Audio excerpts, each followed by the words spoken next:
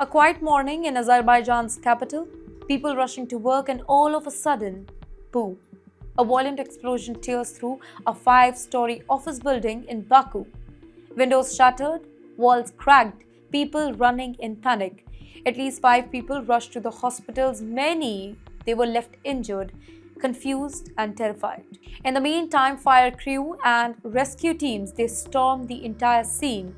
7 people are pulled out of the wreckage, some barely conscious, some crying for help, some still in shock. Officials say that there was no fire, only a huge blast. Why? What caused it? Nobody knows.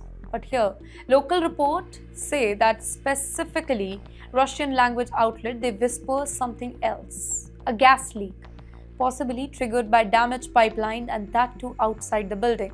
But hold on, this is not just a story about an explosion here. This blast came at a time when the region is already sitting on a geopolitical power keg.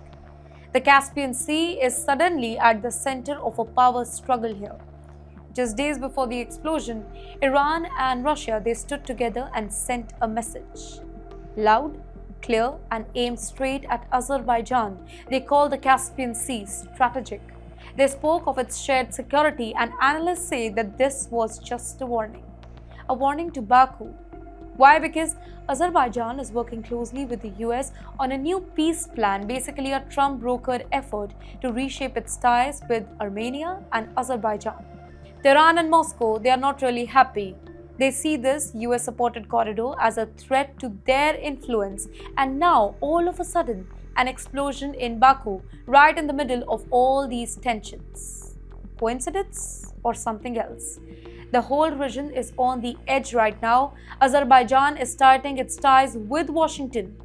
Iran and Russia are getting even closer to each other, and the US is trying to pull both Baku and Yerevan into a deal that could change the entire map of South Caucasus.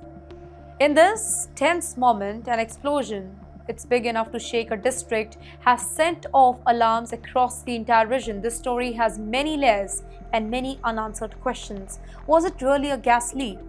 Is somebody sending a message? Or is the timing simply too perfect to ignore here? One thing is certain. The Caspian Sea is no longer calm, and neither is South Caucasus.